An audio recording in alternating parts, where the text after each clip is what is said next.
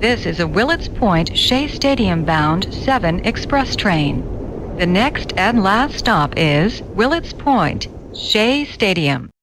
Oh, yes, it is the Subway to Shea podcast. Anthony Rivera here with you, talking about all the news and happenings surrounding that team from Queens, the New York Mets. Episode 146, live from the Subway to Shea studios in my office.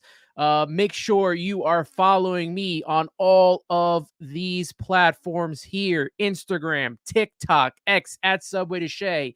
Follow me personally, Anthony Rivera, on X at Rivera86, and subscribe on Apple Podcasts, Spotify, and YouTube.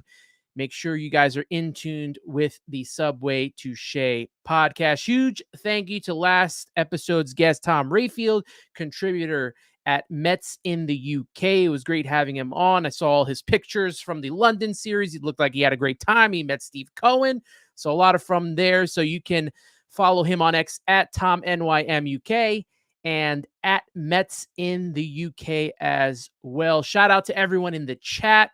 There are 18 people to start off in this room. Appreciate you all. I will get to your comments. I'll get to your questions on the show. But first, kind of want to recap all the festivities that went on this weekend with the London series. And here to help me do that, good friend to the Subway to Shea podcast, Tom Pringle, co-host of Batflips and Nerds at Batflips_Nerds podcast on X at Pedroia's Face.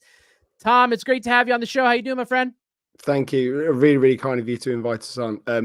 I'm really sorry about my throat already, but this weekend was pretty loud and it was a lot of fun. It's really nice to be here. It's really good to be on like a professional show as well, because ours is not professional as this at all. Well, I wouldn't say too professional, but I like that start off with the tone, and I appreciate those kind words. And hey, man, it's expected that your throat's going to be hurting after the weekend that went down in London for the London series, and we got to talk about this. Look, it looked like a fun event. I wish I had the opportunity to go out there. All the festivities that went down from Thursday on, right? You got the players getting there around Thursday. You know, I know the Mets, they visited a lot of the historic sites in London. There were players at pubs, eating at restaurants. I know JD Martinez, who was there back, I think it was in 2019 with the Red Sox when they faced the Yankees. He took players out on tours. Francisco Lindor, he did a meet and greet at the New Balance store. You had Met legends Mike Piazza, David Wright, Daniel Murphy, and Mookie Wilson there. And I think even Daniel Murphy took part in the home run derby that he had with Chase Utley, and thankfully Daniel Murphy won that one. But what were your takeaways from this weekend and everything that went down? I think, well, let's go from Thursday, like you said then. So the players arriving was just fantastic. I think that I imagine, well, we did chat to a few of them, and they really loved the fact that they could just walk somewhere and people not know who they were. So they quite enjoyed the idea of just being able to go into a city and just take a walk around. Yeah, them arriving, they really hit the ground hard. So they went out straight away, did all the big tourist sites. Like you said, they did Tower of London, Buckingham Palace. They looked to go to a few museums and stuff as well, which was really great. I think one of the finer moments of that as well was the Phillies manager finding out that there was a Phillies bar sort of downtown in London. And he just said to Mike Schmidt, let's go.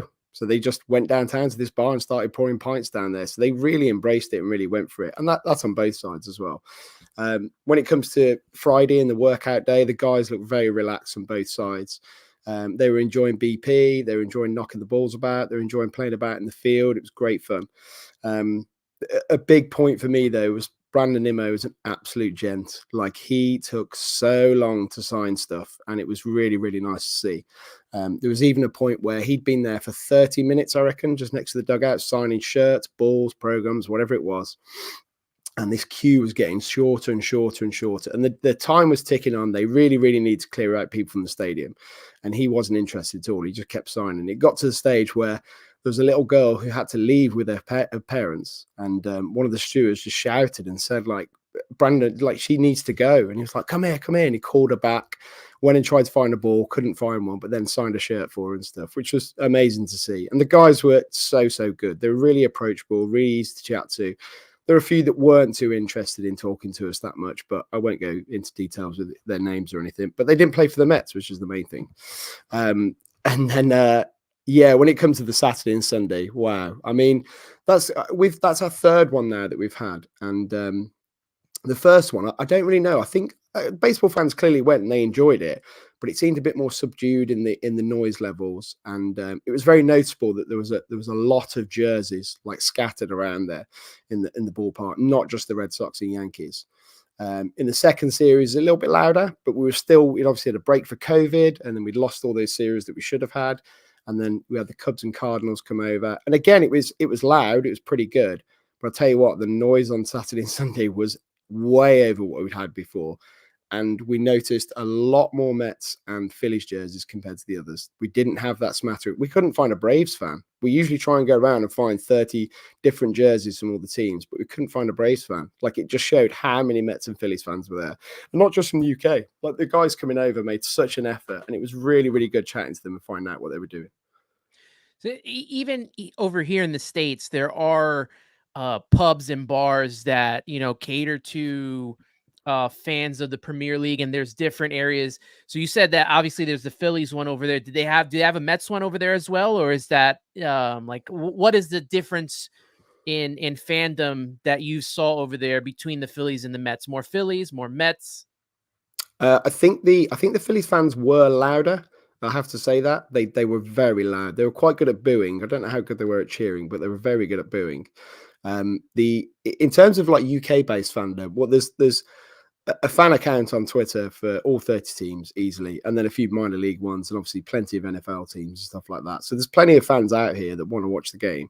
A lot of New York Mets fans as well, because obviously we'd go to New York on holiday, we'd end up picking a team. Some guys will look at it and say Yankees because obviously they're a big team, and some people look at it and go, well, I'll go Mets because I don't want to be a Yankees fan. It's a bit like coming to the UK and going, well, I don't want to be a Man City fan or a Manchester United fan. I want to pick a different team. I want to try and be different. So that's probably where that comes from. But yeah, it was very, very well supported from both sides. Like, I was super impressed. And you've got Dave Shaw, who runs the UK Phillies account over here in the UK on X. I mean, that's phenomenal. We're talking I think he's on 25,000 followers. He was so busy all weekend. It was good that on the Saturday, I think he put a tweet out that just said, or a post out as they're called now, just saying, this is my medicine. This is my cocktail for the weekend. And it was a pack of Strepsils, which are our throat sweets, and then some ibuprofen. And that was it, because he was absolutely broken. Like, every day he had Mets players and fans and people to deal with, but he absolutely loved it. He absolutely knocked it out of the park as well. It was great.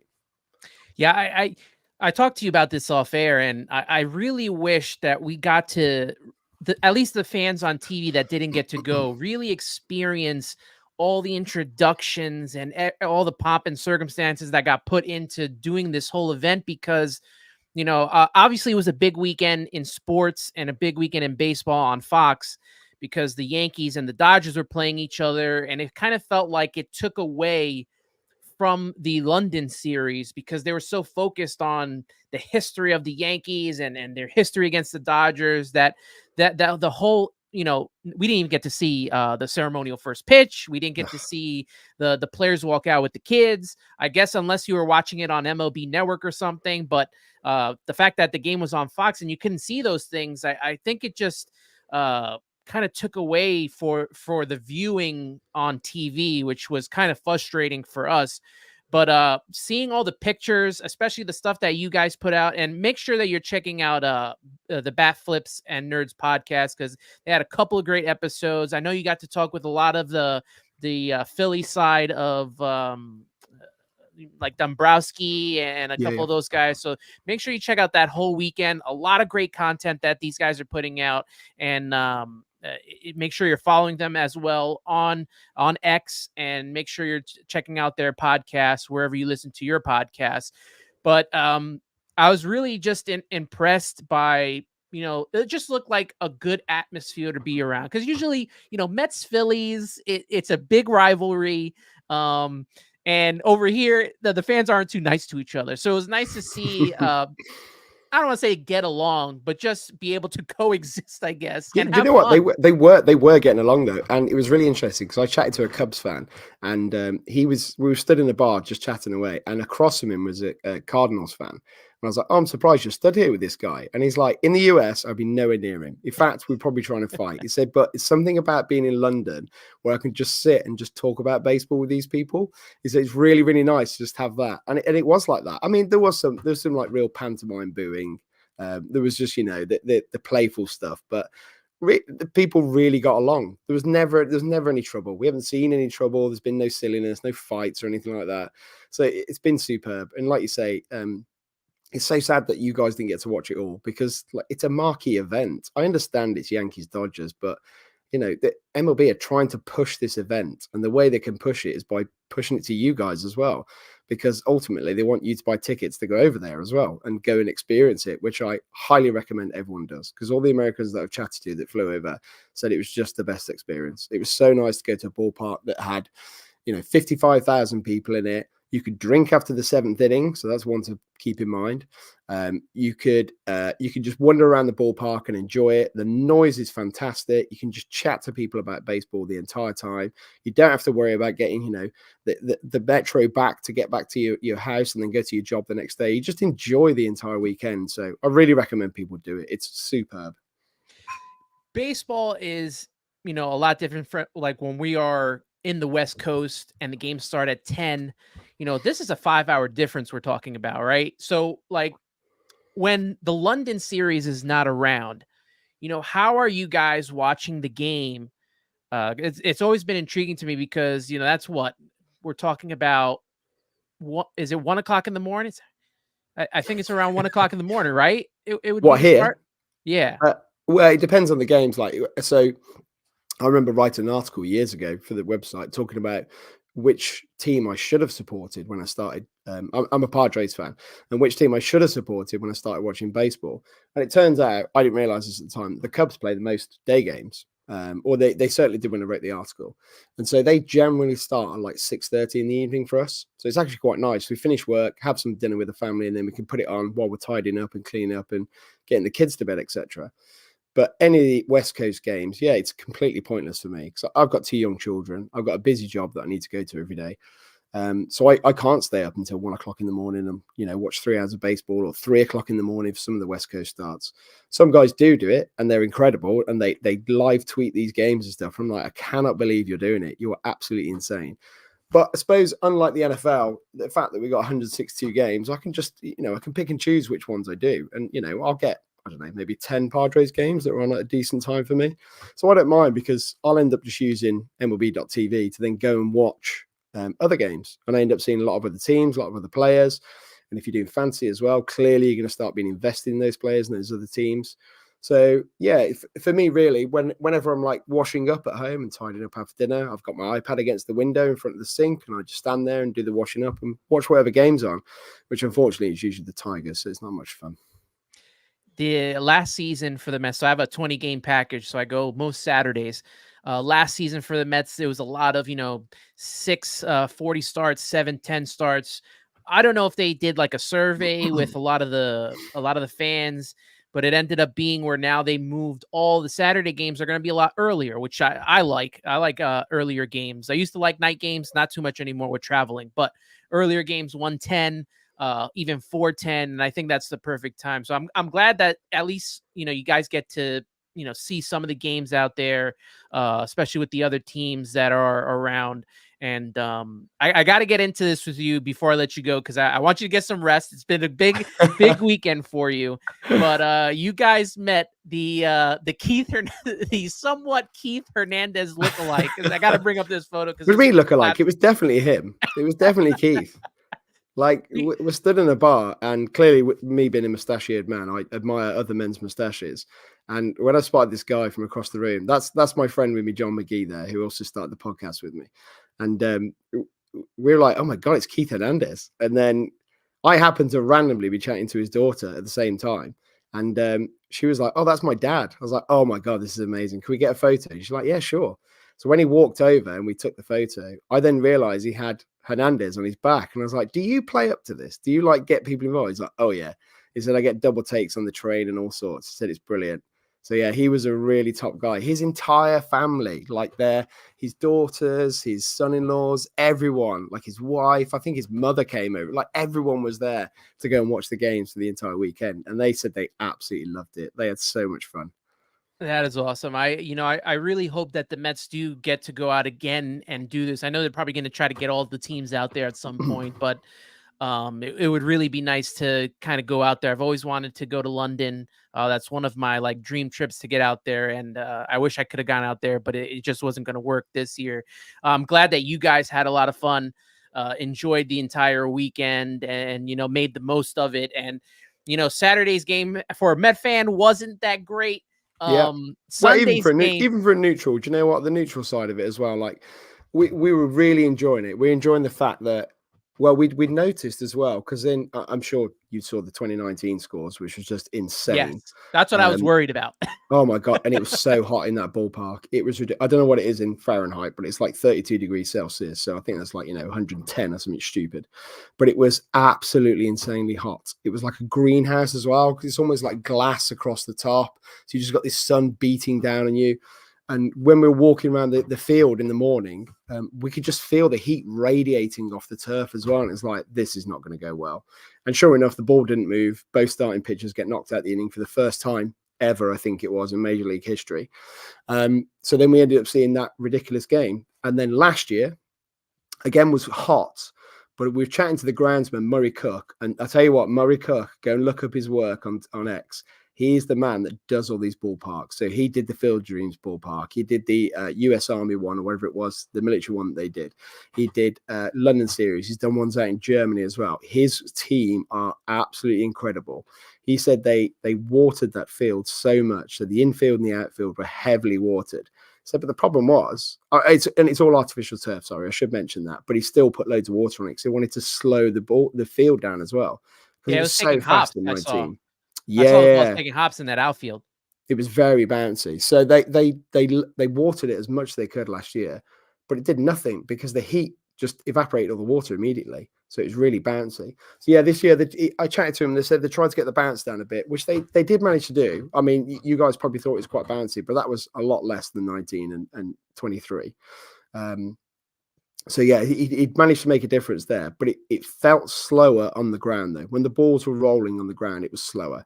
So I think they've nailed it in that sense. And obviously with it only being, 20 degrees C, which, hold on, have I got the temperature on here for you guys? No, I haven't. I don't know. Fahrenheit, just look it up. The ball moved lovely and it was really good. And when we got to that third inning and, Manaea was looking good, it was like, hey, this is good. We're getting some nice movement on the ball. He's got lots of control. But as soon as that fourth inning started and Marte dropped that ball, or didn't even get near the ball, still don't know what happened there. It's so strange. Let me ask you this. Ask you this. Did you think that he could catch that ball? Because everyone that I talked to that said 1,000%. Okay. I'm going to get into that later on the show with the chat, but it looks like he could catch that. Oh, yeah, 100%. Like as he started running, we were all like, oh, okay, that's the out. Because that was going to be the end of the inning. So we all got from our seats because we're like, right, once the inning's over, we're going to go and get a drink. So at the half inning, we decided we're going to go and get a drink instead. So as we get up out of our seats, we're like, what the hell just happened? So we had to look back at the replay and see it. But we all watched him go forwards and go towards the ball and then just stop and backtrack. And we're like, what the hell's going on? It was so strange. Really, really weird. 95% catch rate on that ball. Yeah. It was insane. We couldn't understand what happened. I don't know if he lost it in the sky or whatever, because, I mean, the top of the stadium's all sort of like a grey colour and it was overcast. So there's plenty of grey cloud. Obviously, the ball's white. So I don't know. Maybe he lost it in the lights or whatever. But, yeah, it was a real shame because we were really enjoying it. And then when it started to happen, they got the 6 in the top of the 4th. We're like, ugh. It just felt a little bit like, ugh. I was really excited about that. But yeah, obviously the second game, fantastic. What a finish. So bearing in mind that London's now had the first time that both pitchers have been taken out the first inning ever. And now we've had the first ever 2-3 double play to finish a game. London's setting records. We're doing it. Yeah. And it made for a great entertainment. It made for a great game. And, just hearing the crowd on that last out was outstanding. And I got to put Patty and NYC in here. I don't know if you got to hear it at all, but Darren Fletcher's call was So good. absolutely outstanding. I retweeted it and everything. That was one of the best calls I've heard, just in baseball in general. The way he just called that entire, final out was amazing. He's really good. He's really special, and I'd recommend you all go and listen to his previous games at London as well, because he's been brilliant. He's one of those as well that's quite happy to say nothing and just let the noise and the atmosphere just take over. So I think he's great, and he's really perfect. And I think it's great for you guys as well, because you don't get to hear him that often. I know that the PB there is saying that he'd like him to get a job. I think don't, just let him be UK only, and then when you listen, you'll just enjoy it because it's very, very brief, and then it goes away again. So I think it's just a nice little treat to have, a bit like Christmas, nice little treat to have once a year. Yeah, the excitement was there, the intricacy. I mean, he had all the details, that everything. It was just like one of the perfect calls. One of my all-time favorite calls. So shout out to Darren Fletcher. And that final inning was just insane. It was so exciting to watch. I mean, we'd gone down to the left field deck at this point. So we've got a friend, Andy Brown, does a lot of painting. Excellent artist. Go and check him out. He was painting at the time, and he stopped his painting. He's a huge Mets fan. He doesn't like to tell people that, but he's a huge Mets fan. So he was really excited and really enjoying this moment. And the deck where we were in left field, there were so many people in there just so excited, like both sides as well, because it was great baseball and it was really good to watch. So it was nice that, last year we had a bit of a blowout. Obviously, the first year was just insanely blown out. It was ridiculous. So it was great to have a really close game and something really exciting. Tom, I can't thank you enough for joining me and just even giving me this time right here. I know that you are exhausted. I know that your voice is almost gone, so I'm going to let you go, but let everyone know what you're working on with Batflips and Nerds, anything you got coming up, promote it, and promote your social medias as well. Thank you very much. Yeah, I am tired. Like, I think I've averaged about 2 hours sleep a night this weekend. Yeah, I can imagine. This is all induced. I am a fool. Like, I can't say no to going out to put bars and places like that. Anyway, yeah, come and check us out at batflipsandnerds.com. Gav, our editor, is absolutely superb. He's got a team of, I reckon, about 20 writers. They all do it for free. We do it for free. We don't get any money from this at all. And he has those guys writing all the time, putting up articles. And if any of your fans, any of your listeners want to start writing, just come to us. We've got so many people into writing just by pushing out their articles.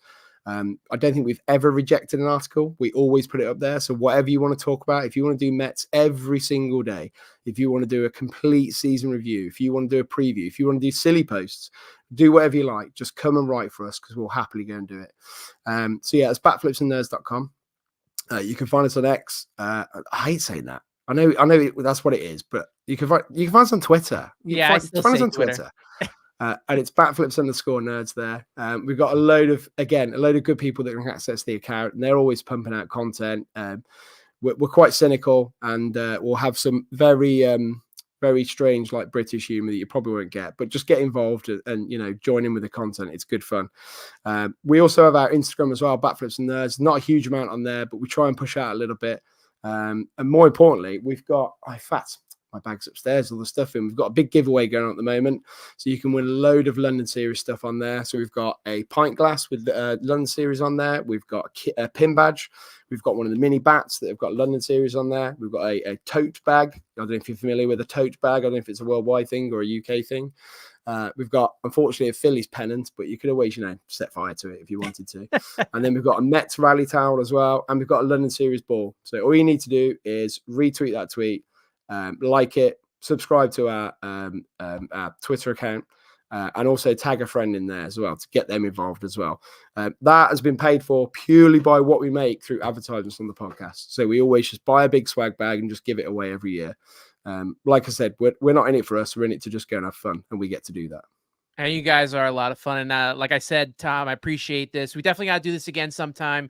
Absolutely. Hopefully more often, outside of London Series as well. But you take care, you get some rest, and enjoy what Batflips and Nerds brings.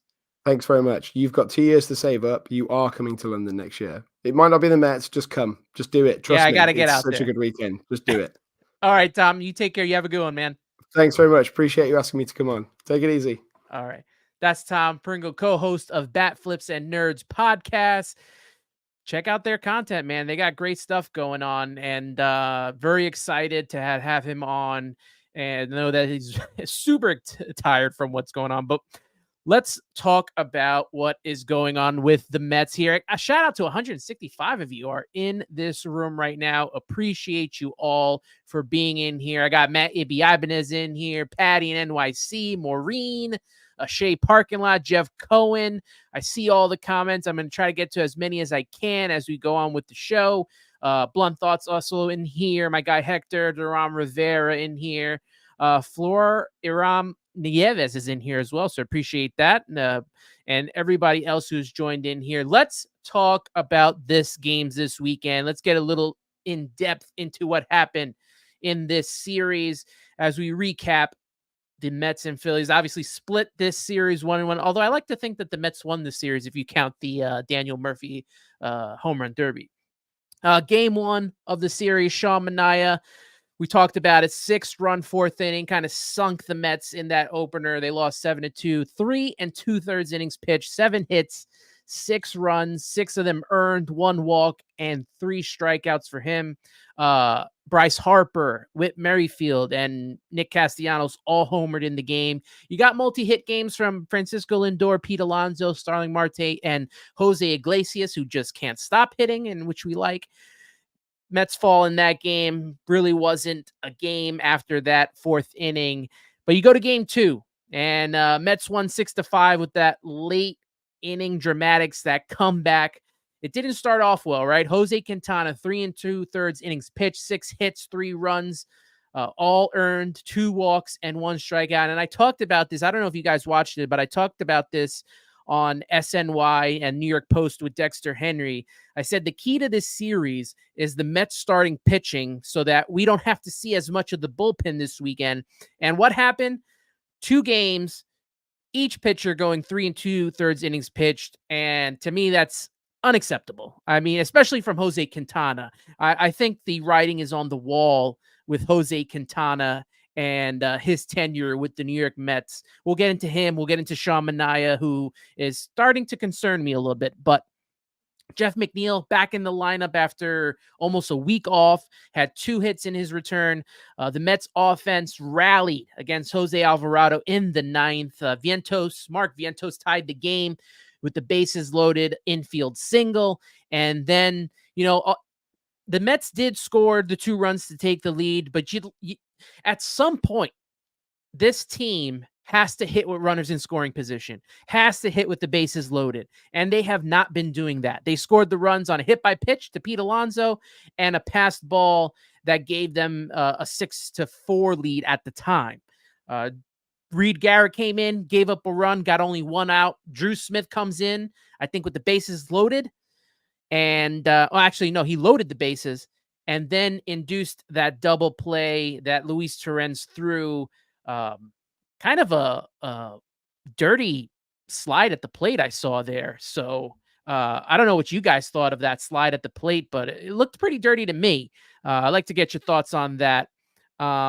Shea Parking Lot saying Alvarado, player of the game. Yeah, he definitely helped us out big time on that, and appreciate him helping us get a win and splitting this series, because the Mets were looking to go backwards right there, right? I mean, they had won 3 in a row against Washington, kind of a little bit of good vibes, and then you saw what you always see from this team in game 1, and it was a little bit frustrating to see what we saw from them. I will say this, Steve Cohen had talked about the Mets before the game started on Sunday. He addressed the media and talked about not worrying about the trade deadline, not worried right now about that, only worried about winning games. He still thinks that this team has somewhat of a good run in them and compete for a playoff spot. Obviously, Met fans are going to be a little more weary of that because the Mets have not shown us any type of consistency. So I just don't know where this team goes moving forward. I have an idea of what I want to see this team do at the trade deadline, but I'm going to wait and hold off on that until we get a little bit closer, until I see maybe until July 4th and see where this team's at. Right now, they are still competing, obviously, for the playoff spot. They're 28-36, 8 games under 500, 3 back of the final wild card spot. Outside of the Braves, who are leading the wild card in that first spot, all the other teams in the National League, including the 2 teams that are in the final 2 wild card spots, are all under 500. So, I mean, I guess put that into perspective a little bit, but I always like to be a cautious optimist, and I'm going to continue to be that way with this team moving forward until I see some consistency from them. And we have just not seen that at all. And it's frustrating to have to go through stuff like that with this team, just hoping with the talent that they're supposed to have on paper that this team should be better than where they are right now. And obviously, we may be getting a couple of big keys to that, train comes Tuesday. And we'll get into that shortly as well. I want to check out some of the comments here of what you guys were talking about. An Utley type, Jeff Cohen, an Utley type slide by Stubbs. Yeah, definitely have to agree with that. I did not like what I saw there, and they really didn't show it as much. You saw Luis Torrens was limping a little bit, so I was concerned that he was hurt, and that would affect whether he'd stay with this team. And I'm not too sure. I don't know if they keep him on this team or not, because they've just been playing him so much. I thought he might get a game, and then that Tomas Nido might get a game, but they really been playing Luis Torrens a lot more. Now, the hope is we already know what Tomas Nido is. We've seen it for years. Is it time to give this guy Luis Torrens the role? I'm kind of intrigued to do it because I already know what Tomas Nido is. And I kind of want to see what Luis Torrens can do behind Francisco Alvarez. We know he can throw runners out at second. He turned that double play really well. I have concerns of what I saw from Tomas Nido trying to throw runners out at third and overthrowing that he would have definitely missed that. But nice play by Torrens to end the game. And we'll see, what happens. Duran Rivera saying he was waiting for the Alvarado meltdown. I'm happy it happened. I wasn't so sure it was going to happen, but happy that it did happen. Shea Parking Lot saying it's not a dirty slide. Torrens had to go back to the plate. Stubbs had to hustle to tie it up. That's fair. That's absolutely fair. Junior Swingman feels the opposite way. He says dirty slide for sure. Do the Mets retaliate or let it be? That's the question. I mean, we know what the Mets are right now. They don't do that retaliation. Like, what's the retaliation? Are they going to throw at someone? Like, I don't see that happening. They haven't done that in years. So I don't see that happening at all. But who knows if that happens? I doubt it. I doubt it. I doubt that something like that will happen. Duran Rivera also saying Phillies will never win if they rely on Alvarado as closer. Yeah, I haven't seen too much of Alvarado except the time that he plays the Mets and his little spat that he got into with Dom Smith. So, the Phillies are in first place for a reason. I'm pretty sure he's been part of that. And, they're going to continue to play as well as they've played throughout this year. Let's see if they can keep it up and see if they win the division, because right now I think the Braves have lost 3 in a row and the Phillies have just taken off. So we'll see what happens there. Shea Parking Lot saying we could make the last wild card spot and be 2 games under 500. I really don't want to be under 500. I don't want to be one of those teams that has a losing record and makes the playoffs. I really don't. Don't need that kind of energy. I don't know if at the trade deadline, how that affects what the Mets do. Because let's say that they're close at the trade deadline. What move do you make? Do you buy? I don't want them to buy and it be a wasted, effort and giving away specific prospects. Do you sell at the trade deadline? I said I would wait a couple weeks, but this is my idea of what to do at the trade deadline. Sell the 1-year pieces, get what you can for them. And I'm not buying for a playoff spot this year. I'm buying a major leaguer for the future into this organization. I want someone controllable. That's a really good player. That's what I'm giving up prospects for. A nice controllable pitcher, nice controllable hitter, but I'm not going to buy just to get into the playoffs. I just don't think that's the right move. The Mets have tried that in the past. It hasn't worked. So I think that David Stearns is going to do right by this organization and make sure that at some point they get to be a sustainable winner. And this is a huge test for him. We saw in 2022 and 2023, the test for Epler, right? He failed in 2022. We don't know yet if he has passed in 2023 because we don't know if these prospects are going to be anything. I know a lot of people say prospects are suspects, or Omar Minaya came up with that. As of right now, they are. Unless you're Christian Scott and Francisco Alvarez, we don't know what Luis Acuna is going to be, Luis Angel Acuna. We don't know what Drew Gilbert's going to be, or Ryan Clifford. We don't know. Jeremiah Jackson. We don't know what these guys are going to be. Maybe saying the Phillies are going to end up getting Mason Miller from the A's. I wouldn't be shocked by that at all. They already have a strong bullpen, and to make it even stronger, I would not be shocked.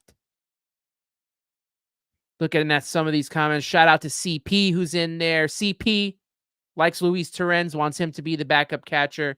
I agree. I'm totally in on that. Hector saying, I'm having a hard time calling the slide dirty. As a fan in his 40s, I just see it as a hard-nosed baseball play. At the same time, with the new rules, I can see why people are upset. So, the rule and what it means, and the fact that he had to turn to get to the base, I get it. I get it. So, either way, I mean, it's nothing's going to come out from this. So I am not going to be too overly upset and go get the Phillies and go hit one of their guys. Like, I think that time has come and passed. Looking at some more of these comments here. Shea parking lot on the trade. You still trade McNeil, Marte. I don't know who the last, and Martinez. Got it. And JD Martinez. Yeah. Right? I talked about it. You're trading the 1-year contracts. JD Martinez is one of them. You got a couple of pitchers that you can trade at the deadline. I'm pretty sure Luis Severino is going to get you a decent prospect since he's pitching so well. I really would like Jose Quintana to pitch better so we could trade him because he's got to go. Jeff McNeil might be a little harder to trade, but I hear that Seattle's interested in him still. So maybe if they can do that. But the one guy that has to go to me is Starling Marte. The ship has sailed with Starling Marte to me. If he can't be 100%, it's not his fault, but this team has to have a better defensive outlook. And if Starling Marte is not going to be here to be your DH, like let's say they trade JD Martinez and they make Starling Marte the DH. I think I'm okay with that. But outside of that, he's got to be traded. I don't want to see him in the outfield anymore. It's time to move on. Shea Parking Lot says, trade to Seattle, Cleveland, and Baltimore for AAA relief and starting pitching. I'm pretty sure they got a lot of that. Rosie K saying, I think that the Mets are selling. I just don't think that this team has come back in them. And they have to prove that, and they haven't. So I can see where Rosie K has that, thought, and I don't disagree with him right now. Patty saying the Mets will only sell if they can buy what's absolutely necessary to improve the team, which I truly agree with. Ibby, pay Marte to play elsewhere. I would do that in a heart. If that's the one big move that they make this trade deadline, I will totally be down for that. Because I think I'm done with the Marte train, the Marte parte. Hector, before we get back to the topics here, Hector saying, honest question, do people just want this team to play better to unload guys or make a playoff run? I myself want to see them make the playoffs. Yeah. That's why I want to see this team make moves for as well as next year and moving forward with major leaguers. I don't want to just collect prospects every year. I don't want to do that. It's time to start building an actual roster that's going to win. If you got to trade Luis Angel Acuna for a good player, I'm going to be doing that. So we'll see what happens. There are people who want to trade just to unload guys, and then there are people who want to make the playoffs. Like Shea Parking Lot says, they can make the playoffs and unload. We need better pieces in pitching than hitting. That weighing us down. So I totally agree with that.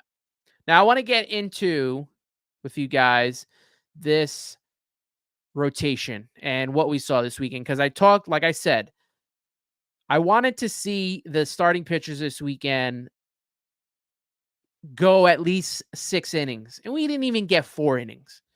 You know, I was concerned that what happened in that Boston Yankees series in 2019 and then the Cardinals Cubs series in London, where it was high scoring games, was going to happen here. And I was worried about the bullpen. And it seemed like the bullpen did a better job than our starters did. So right now, do we have rotation problems? And I think we do. Jose Quintana, I'm done with. Last 7 starts, 0-3, 7.16 ERA, 42 hits, 26 earned runs, 8 walks in 32 2/3 innings pitched. This is supposed to be, well, because Senga's out, the de facto ace, right? He's even supposed to be your number 2. You're not getting 1, 2, 3, or 4 stuff from Jose Quintana. He's 1-5 this season with a 5.29 ERA. That's concerning, man. And like, what could you possibly trade him for? What is Jose Quintana right now going to give you? I don't know. I want him to pitch well enough and get back to him what he was doing last year, where he was a very consistent pitcher, maybe gave up 3 runs or less. That's where we need Jose Quintana to be so that we can trade him off. Because I'm done seeing him in the rotation. But I guess you can't throw him in the bullpen because we already have Adrian Hauser, who's transitioned pretty well to the bullpen, if you ask me. At some point, something's got to give with Jose Quintana. Then you go to Sean Manaea, who gave 3 2/3 innings. I go back to last Saturday because the last 2 starts, he gave up 11 earned runs. He starts off well. It feels like he's, going to take over this game. And then he implodes. Also, thanks to Starling Marte, who didn't help the cause. But, I mean, he's got to be able to overcome that. He had 2 outs, and he was not able to get that final out of the inning, which is frustrating. And then everything imploded there. He's starting to concern me a little bit because this is the same thing that happened on Darryl Strawberry Day. A little concerned. I'm going to give him a couple more starts. I was a little bit harsher yesterday, but I'm going to give Sean Manaea a couple more starts. He's 3-3 this season with a 4.30 ERA. He's pitching like a 4th or 5th starter. So right now I'm fine with him, but it's a little concerning. The little bell is starting to go off. The alarm is getting ready to sound off on Sean Manaea in my head. And you got Christian Scott and you got Jose Butto waiting in the wings. It's time to allow them to be the starters in this rotation. And you know what? Maybe Christian Scott doesn't pitch the full year because he's got an innings limit. At least let Jose Butto be in there.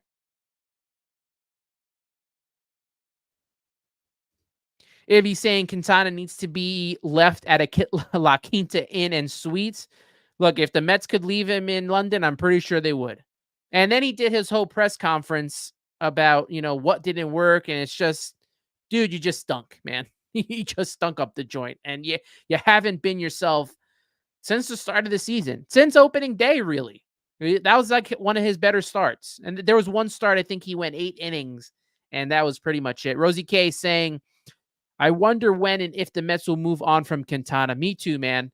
I think that we're seeing a Carrasco-like fall off. The skills are gone.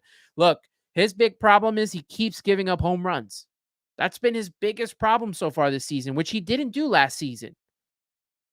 He was supposed to be that ground ball type pitcher, and he has not provided the impact that was needed that replaced Chris Bassett and Taijuan Walker. He's been worse than both of them. They had more success than he did. Shout out to Carlos Ortiz in the chat. Appreciate you for being here. Hector saying Quintana better not get another start. I DFA his ass. He hurts this team more than anything. His starts tire out the pen for days. Yeah. And it didn't help that the two of these guys kind of destroyed the pen this weekend. Luckily enough, they have this day off today. But we're going to need some big time starts this week against the Marlins, who give us the Mets fits, and against the Padres, who I'm pretty sure their offense is going to give us a fit as well. Maureen in the chat saying our rotation should be Severino, Scott, Budo, McGill, and Peterson. And when and if Senga comes back, go to a 6-man rotation, DFA, or send the rest to the bullpen. I like that rotation. I am in agreement with this. I will take this rotation in a heartbeat. And it's time to let the kids pitch, man. Tyler McGill has been pitching well the last couple of starts. David Peterson, since getting that hip surgery, has pitched well. Who knows how long it will last? But I'd rather see his competitive outings than what we saw from Quintana. And then if Sean Manaea can't do it, time to go to the bullpen, like Maureen said. Shea Parking Lot says you trade McNeil to Seattle for Quintana, for AAA replacement, or call up Budo. Mauricio is more enticing in the future than McNeil. I mean, he was enticing at the beginning of the season before he got hurt. He was probably going to be the third baseman. Jerome Rivera saying, I think Manaea would have pitched better if Marte catches that ball. This is true. He would have definitely pitched better if that was the case. But he still had only one out to get. So I'm not going to fully blame Marte, but he takes a huge blame on that one. Patty saying Manaea loses it once there is a hit. Also, his expression when Marte missed that ball was priceless. Regardless, yeah, I love him, but I got you. Yeah, all of our faces had to be the same once he dropped that ball. Brad said Budo and Scott weren't getting killed. They need to keep them in the rotation. Yeah, outside of one bad Scott start, I think where he got lit up by the Marlins, he was, pretty good. And him and Budo were able to come back from adversity after giving up a couple runs. These guys implode big time. We're like talking Steven Matz implosion from some of these starting pitchers that we have on this team. Remember that guy? Can't forget Steven Matz. Shea Parking Lot saying Steve Cohen going to have to eat more money this deadline. $100 million off the board this fall. Yeah. Yep. And one more before we get back into the topics for today. Hector agrees with me, says, I don't understand how they start these two dudes back to back. I said in the round table last night, Mets needed to do better than have these two lined up to pitch in London. So, yeah, I mean, it was very embarrassing. It was very unacceptable that these guys will, that these guys pitched the way they did. Very frustrating to see. But as we just talked about, Sean Manaea did not do this all on his own. Starling Marte, we got to get into, because I just don't know it's Starling Marte. You got a guy here who can hit, right? You look at his season right now, 280 batting average. He's got 6 home runs, 26 RBIs, 10 stolen bases, a 750 OPS. Last 15 games, batting .341 with 2 home runs and 10 RBIs and a 974 OPS. But outside of hitting, he's the worst defensive outfielder there is right now. He's having the worst year. His outs above average is at a -8.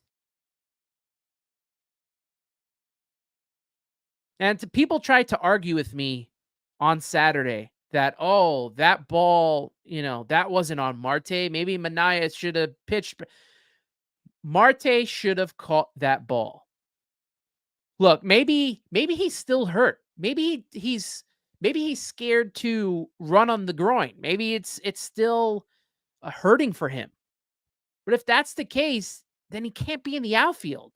If we're talking about a team that David Stearns is trying to create, that's supposed to be this run prevention team, Starling Marte is not helping with that. That ball that dropped in front of him had a 95% catch probability. Ended up being an RBI single from Edmundo Sosa. He had to catch that, man. This is not the first time that he's done this season. He's having a hard time grabbing the ball too. He could throw. There's no doubt that he could throw runners out. But those plays happen a dime a dozen a season. It's how you track the ball. Even when the ball rolls against the wall, he has a hard time, picking it up and getting it. And now he said after the game, he was quoted saying, I just think we need to continue working on the positioning. I think a lot of the plays that I've struggled with this year have been the ones that have been down the line. It wasn't that far down the line, dude. And you've made these mistakes so many times. It's June 10th. Practice positioning in spring training. He even had time to play. Didn't he play some in the Winter League? Where David Stearns went to check on him and Steve Cohen was down there and Carlos, they all went down there and said, oh, he's great. He's doing well. He's healthy again.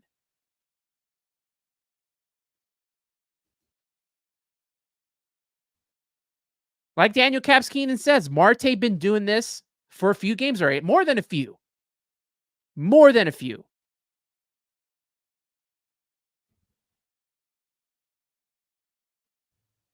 Carlos Ortiz is right. Although Marte didn't make the catch, there is no excuse for Manaea to adjust and get the outs. He has much to blame as Starling Marte does in this. But man, see, I didn't even want to go this far. But AB says, and I've heard this from a lot of people, he's lazy and disengaged when in the field. Like, is that his personality? Like, he seems so lax and in the field. But man, you got to catch that ball.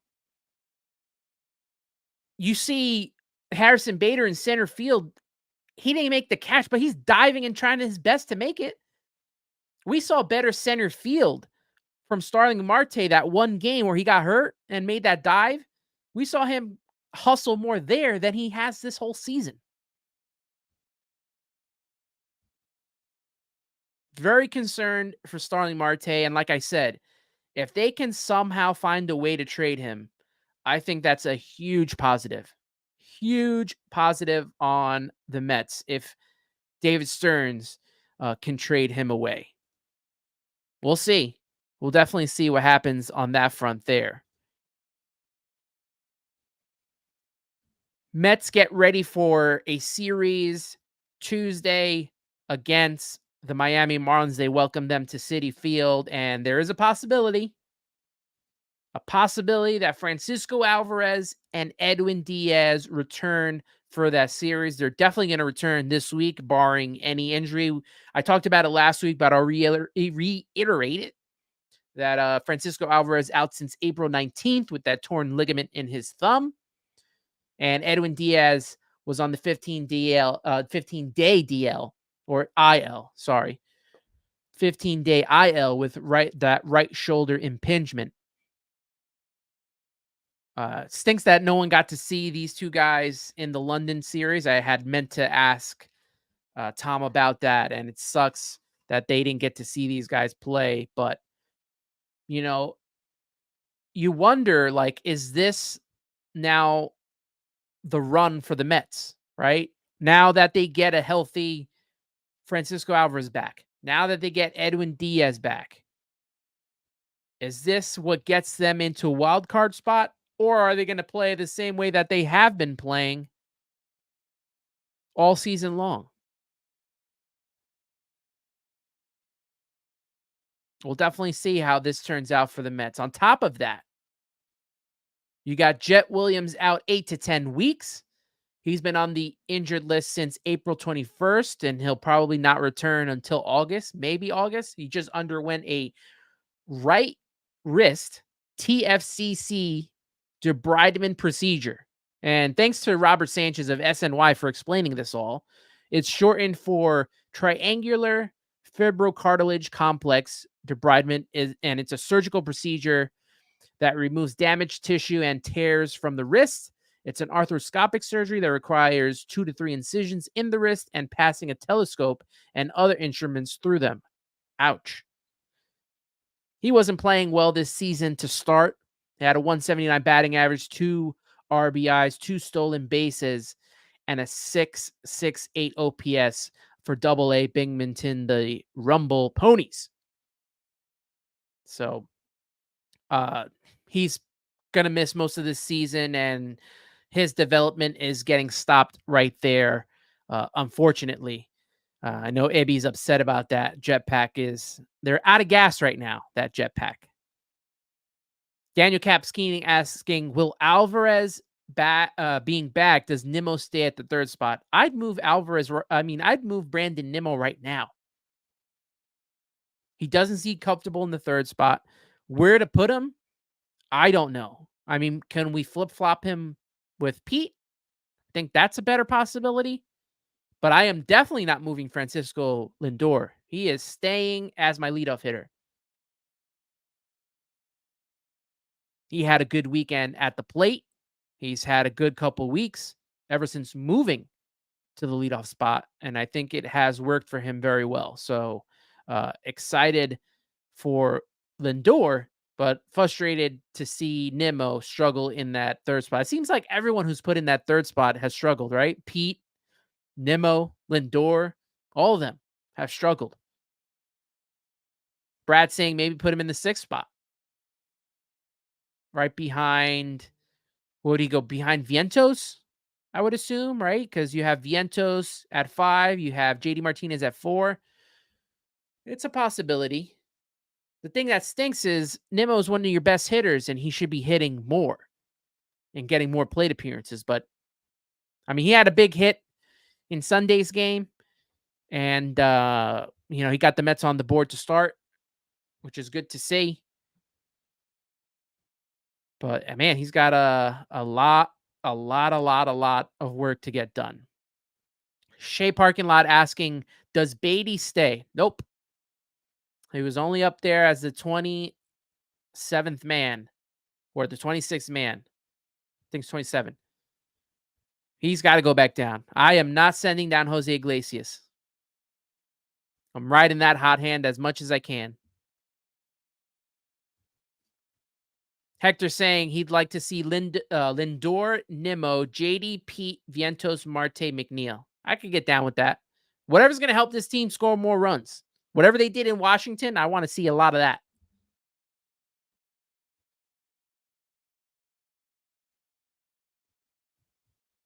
So I appreciate everyone for tuning in here. We had 269 people in the chat today watching this stream. Do me a favor, everyone, if you can, like the video, subscribe on YouTube, and make sure you can subscribe on Apple Podcasts and Spotify. I'm going to put up that banner for you guys all right now. There you go. Follow me on X, Instagram, and TikTok at Subway to Shea. Follow me personally on X at Ant Rivera 86. And like I said, subscribe on Apple Podcasts, Spotify, and YouTube. And also, shout out to Tom Pringle. You can follow him on X at Pedroia's Face, and you can follow the podcast and their website, Batflips and Nerds, on X at Batflips_nerds. It was a fun episode today. Very excited to have him on and recap this series. I will have a series preview out for you guys before the start of the Marlins series on Tuesday, so be on the lookout for that. But that pretty much wraps up Subway to Shea today. I hope you guys enjoyed the show, and I hope you enjoyed my guest today. We will see what happens as the Mets, if they can continue this momentum and get into that third wildcard spot. Right now, 3 games back of the wildcard spot. But first and foremost, to me, get over 500. Make me a believer. Make the fan base believers in this team. Because like I said, you got to believe. I appreciate that. Appreciate you all in the chat. Rosie K, Shea Parking Lot, Ibby, Duran Rivera in here. Daniel Caps King saying, thanks for the content. It's been helping me last 2 weeks with no wifey home. Hope everything is well. Appreciate you for tuning in here and being in here with me. You're always welcome. This is like a family in here for Subway to Shea. And I appreciate you all for being a part of it. But that wraps up the Subway to Shea podcast for today. Thank you for tuning in. If you want to listen to the show as well, you can listen to it, like I said, on the audio platform. That'll be put up some point this evening. So make sure to check that out as well. But appreciate everybody. Much love to you all. Hope you have a good rest of your day. And I hope you get to enjoy this series with the Marlins. But that wraps it up. As I always like to say, to end the show, let's go Mets.